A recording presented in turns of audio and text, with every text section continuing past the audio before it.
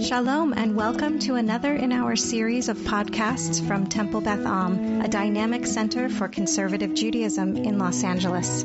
This is a recording of a Rosh Hashanah sermon by Rabbi Rebecca Schatz. I often wonder, what is my Judaism?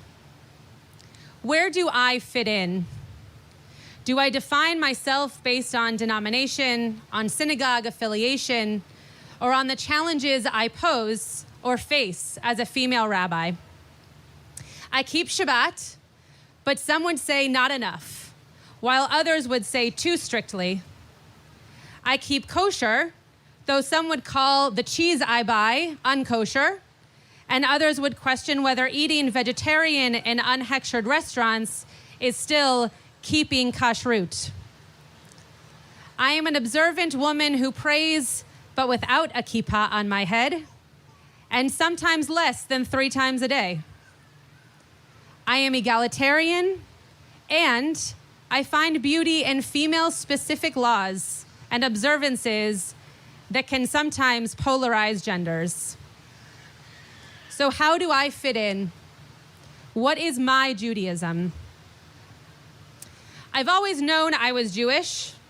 I find meaning in prayer and the rituals of Shabbat and holidays. Celebrating Jewish traditions in our family unfolded a map, a calendar, and a moral compass. Gathering weekly for Shabbat dinners, 4 generations of our family. Saying blessings, dipping chips in guacamole, and reflecting on a week apart while seated together. I identify as Jewish because I see people as made in the image of God, and because I want to ease and enrich their way in the world. I search for holiness in the mundane.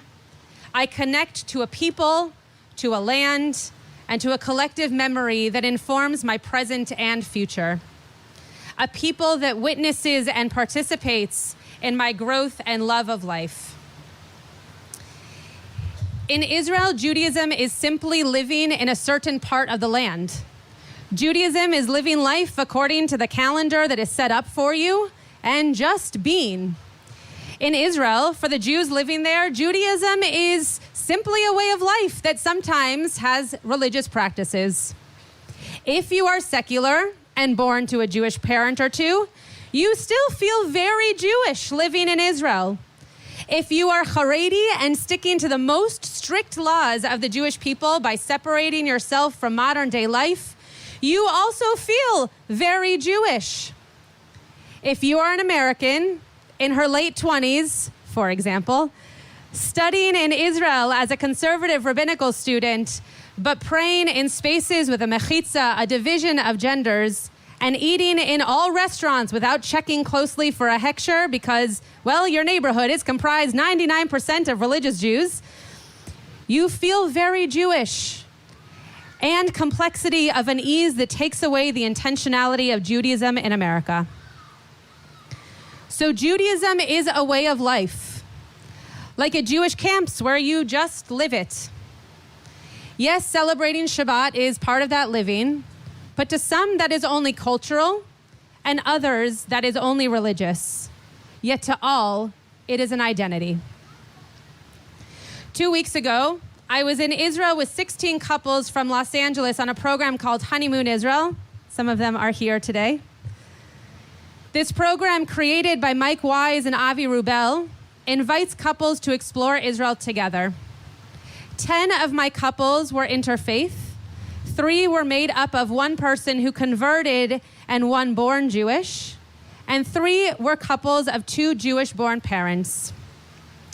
From Jerusalem to Tzfat to the Golan Heights and Tel Aviv, we explore familiar tourist sites like Masada and the Dead Sea and the Shuk.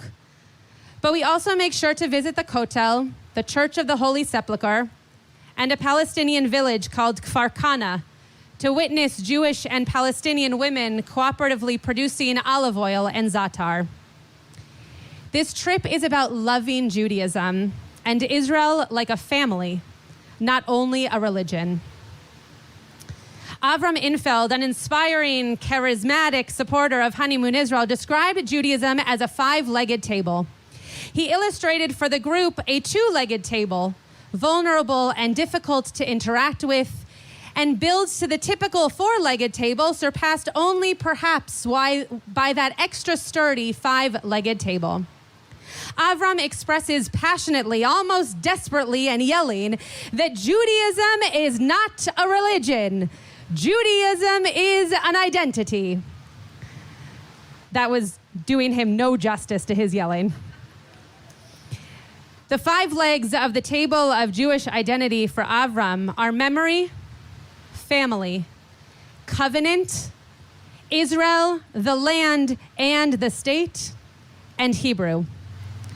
He knows we will each feel more connected to some of these legs than others, but that as a community, we cannot be narrowly defined. Like a one or two-legged table, we'd likely fall over. The first Jew in our Torah, also named Avram, is made into a great nation by defining his identity through change. God tells Abraham to leave his land, the place where he was born, his parents' home. Ve'escha legoy gadol ve'avarchecha ve'agadla shemecha ve'heya bracha. And I will make of you a big nation, God says, and I will bless you, and I will make your name great, and you will be blessing. God doesn't promise Abraham that he'll be made into a religious man or a leader of a religion or a spiritual character at all. He is promised to be a great nation with a known and promising name. Now, this is the beginning of Abraham's journey, and he becomes Jewish through covenant, connected to one God, upholding certain values and standards. A covenant that promised land and prosperity, a place to live and to create Jewish family. Yes, God is central to the covenant, and so you might say, well, the first Jew, Abraham, of course he had religion.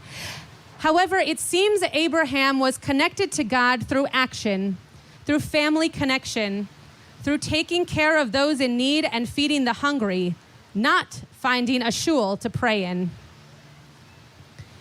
When Honeymoon Israel visited Yad Vashem, an important foundational location for this trip that's meaning to congeal a sense of Jewish family, I was struck by the known moments, known photographs, known rooms that still make me emotional.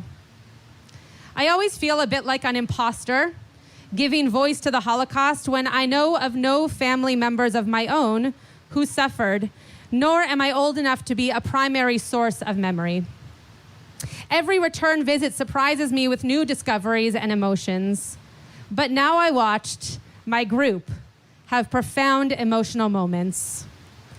I watched one of my Jewish participants move through each room, becoming weaker and weaker with each step.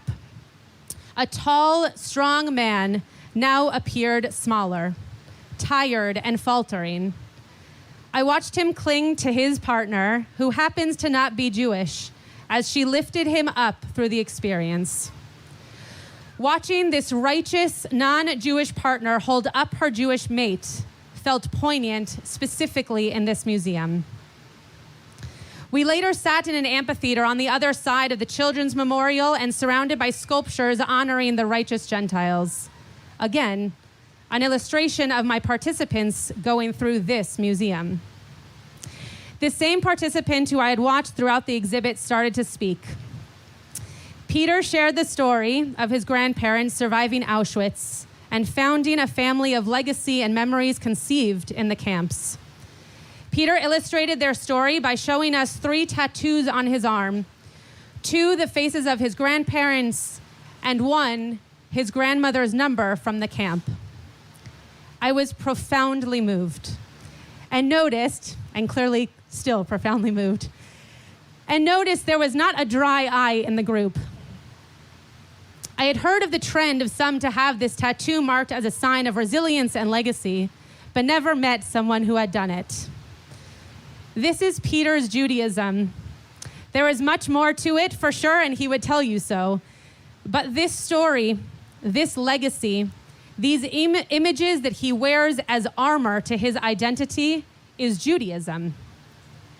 Judaism is the identity of family and connection to places of origin, destruction, refuge, rebirth, memory, and growth. The Pew Report from May 2021 asked Jews about Jewish identity. The fact that many Jews say religion is relatively unimportant in their lives does not necessarily mean their Jewish identity is not meaningful to them. 3/4 of U.S. Jews say that being Jewish is either very important or somewhat important in their lives. To U.S. Jews, being Jewish is about many things. 3/4 say remembering the Holocaust. Say leading an ethical, moral life is essential. They name working for justice and equality in society as essential, and name being intellectually curious as essential to being Jewish. Half of U.S. Jews say continuing family tradition is essential, and 45% say caring about Israel is essential. Now, this doesn't mean that religion is not important or that the boundaries that observance provides does not grow one's identity. This means that Judaism is more than just a religion. It is self and communal consciousness, an intentional family, unique foundational morality tales. It is going to a Shiva call, but not necessarily needing there to be a minyan. It is choosing to give your children Jewish names rooted in ancestral memory and legacy. Judaism is an identity that if we ascribe to it, we are built up in the intentionality, the direction, the meaning that certain practices and rituals can bring to the person we wish to be in our world. Avram spoke to us about conversion and how we should truly be calling new members of the Jewish community adopted. They are brought into a family through a process, and we choose to bring them in as one of us. Honeymoon Israel is this trip about building Jewish family. Not just the nuclear family you go home to, but the general family of community and relatable identity. My friend and colleague, Rabbi at Ikar, Rabbi David Kasher, introduced me to a teaching by Rabbi Tzadok HaKohen that says, Ikar Yahadut, the essence of Judaism, Bekriyat Shem Yisrael, is identifying yourself as Israel, calling yourself Jewish. If someone has only this merit, he says, that they call themselves Israel, that is enough. Now, I disagree with that this is enough. For someone to commit to a people, to a family, to an identity, it's not just enough to say, I am Jewish. But it speaks to our ability to design and rediscover what our individual Judaism is over and over. As long as we call ourselves Jewish, we are Jewish, and the definition is up to each of us alone. So Judaism can be art and food and music for one person, and following the laws of Torah, daily readings from the Talmud, and regular praying for another. And for someone else, it could be a combination of both. But then what about Queen Esther? The story of Purim centers around her heroism as a secret Jew. And yet her secret identity was so strong that she saved all of Israel. At the beginning of the Megillah, we learned that Esther's name is Hadassah. So why do we call her Esther? In the Talmud, Rabbi Yehuda says because she concealed the truth about herself. The name Esther comes from the same root as conceal, defining her characteristic as a hidden Jew in order to save her people. A similar story is found in the book of Ruth, maybe the most quintessential of our adoption stories. Ruth tells her mother-in-law, a Jew, Ki el asher telechi elech, uva asher talini alin, amech ami, ve'elohayich Elohai. Where you go, I will go. Where you dwell, I will dwell. Because your people will be my people, and your God will be my God. Ruth self-identifies by her actions. She'll stay with Naomi and be in relationship with Naomi's God. She is the great-grandmother of the most celebrated Jewish king, David, and matriarch to the awaited Messiah. Esther concealed her identity wisely and to good effect. Ruth never declared her identity and yet continued living it to noble effect. Both Jewish women who have strongly changed our people's narrative as Jews. One of the days of this trip, we venture into the old city. We're immersed in ancient stone, ancient buildings, often ancient-looking clothing, and for some, ancient practices. Touring the old city is always magical because of the nooks and crannies threading between modern life and history. We come to see the Christian quarter and the Jewish quarter. Surprisingly, the Christian quarter, for me, is often the most powerful part of this trip. Here we are, in the streets of the old city, a part of Jerusalem that I find so holy and meaningful. And yet, so can people of Christian and Muslim and other faiths. My identity is not shaken by this day. In fact, I think it is strengthened in what it means to be part of the Jewish family. Before entering the Church of the Holy Sepulchre, our guide Ishai asked that we be as quiet as possible because some people save every penny of their lives for just a few hours in this place. More than half of our group grew up with a natural connection to this church. One participant in particular walked around taking pictures and videos of every single inch of this holy site, Jewish partner in hand, as he walked around in awe of what he was feeling and experiencing. It's hard to put into words the awe that I could see on his face, that pull towards a feeling of being in a holy place and never expecting to feel this connected. It made me very emotional. Watching him touch these holy artifacts, taking pictures of monuments, videotaping explanations, all while his Jewish partner supported every ounce of his curiosity and his amazement. My Jewish identity was enhanced and fulfilled watching Eric experience his own spiritual awakening.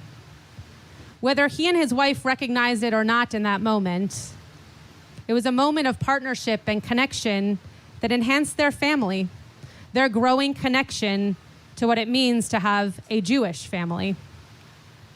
Opening up each other's hearts to connection, to showing each other what it means to have an identity that is separate and joined.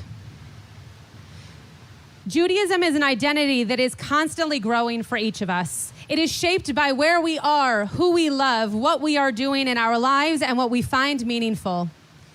I am a rabbi at Temple Beth Am. I am part of a Jewish family. My parents, born to Jewish parents, passed down memory, ritual, and custom to us.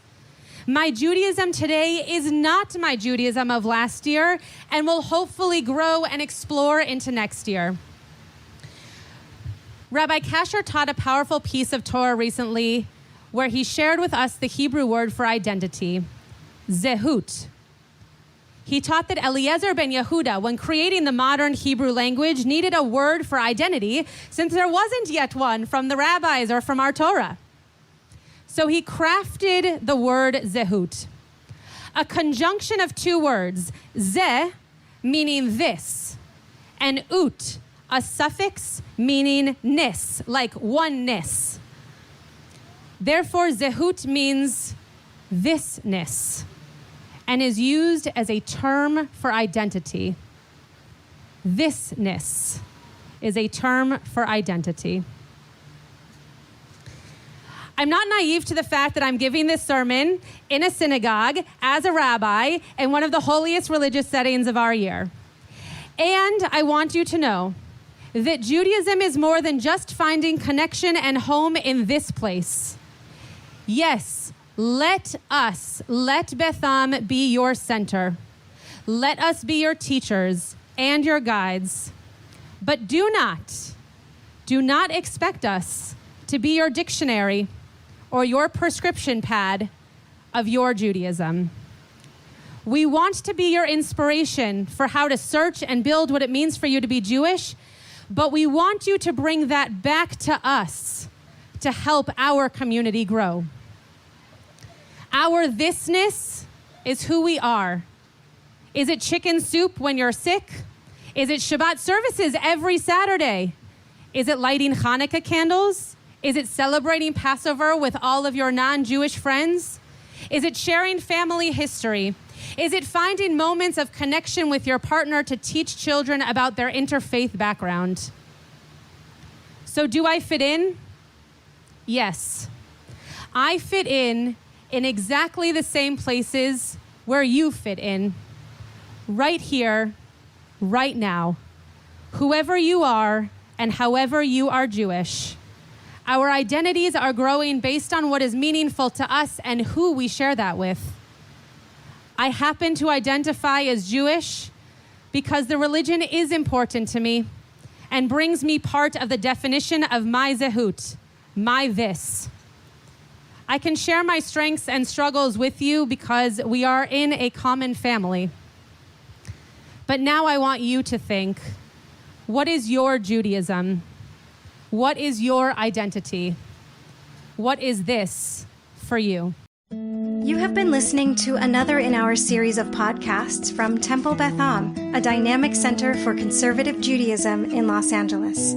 If you enjoy these podcasts, we invite you to write a review on the Apple Podcast site or wherever you get your podcasts. For more information about Temple Beth Am Los Angeles, go to tbala.org.